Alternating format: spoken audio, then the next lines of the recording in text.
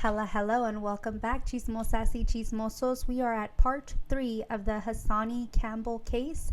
As a reminder, topics may be triggering. Viewer and listener discretion is very strongly advised. The people mentioned are innocent until proven guilty in court. Henry Lee goes on to say, so when we first heard about a little boy may have been kidnapped or disappeared from that area, a lot of red flags went up. The number one question we all had is, how is it possible that a 5-year-old boy with cerebral palsy with arch support braces, how could he have disappeared in broad daylight? It's about 4:15 on Monday, so with so many people in the neighborhood in that area of town, it was possibly not possible. Nancy Grace also asked, why would you leave a baby in the back? And same, because as a parent, I would never ever leave my small child alone unattended in a vehicle. That is something a parent should absolutely never do unless it's an emergency to get help or something. This seemed like, if Lewis is telling the truth, something that could have been avoided. Mark Klass, president and founder of the Polly Klass Foundation, formerly known as Klass Kids Foundation, had the following to say about Hassani's case. Well, you know his story. I mean, everybody says his story makes sense, and it does make sense to him. It doesn't make sense to anybody else. There were no surveillance cameras back there. How convenient is that? Nobody saw the little boy. There have been no sightings of the little boy. He had threatened to abandon the little boy. He had a hair trigger. He's not a good man. He moved away.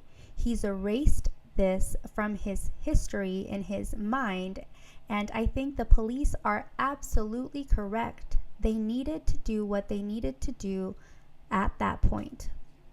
You know, there are organizations out there looking for Hassani Campbell, but it's a huge world. He's a very small boy, and they have no idea where to search. This man covered his tracks very, very well. This is what Lewis Ross said to police when he called 911. I pulled into that parking spot and then proceeded to basically get out on my side, walk around, open the door for Hassani, and then I proceeded to the front of the store. I see their aunt. She knows why I'm there. I tell her, open up the back door, then circle back the same way, came right around the stores to basically hand over Aaliyah. By the time I got there, Jennifer already out the store walking toward me asking, where's Hassani, unquote.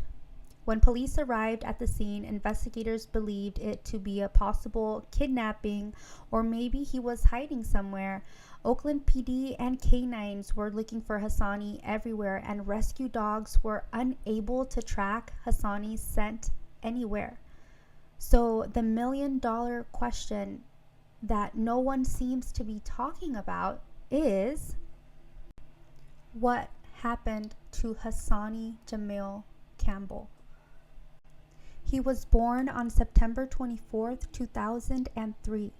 If somehow he's still out there, he would be 21 years old today. If you or someone you know knows something about Hassani's case, please contact the authorities. Whether you think what you know is silly or small, anything could be better than the nothing police have right now. They don't know where to look. I personally have to agree with investigators in that Hassani never made it to Oakland that day. Whether it was an accident or maybe someone snapped, someone probably did something to Hassani, and the ones involved may have been doing a great job in covering up for one another. I hope your secrets eat you alive and you come clean. Hassani, wherever he is, deserves to be found and laid to rest. Not only that, but justice for Hassani is absolutely needed. It's a shame that the people who were supposed to protect Hassani probably had something to do with his disappearance.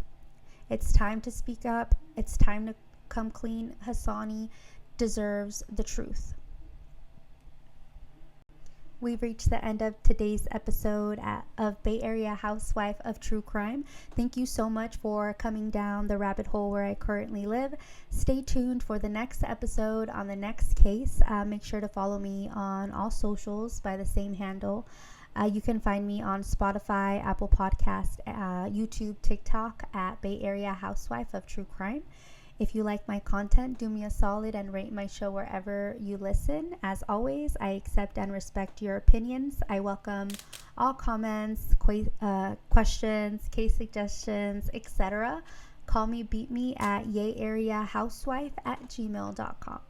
I'll see you chismosas y chismosos in the next. Adios.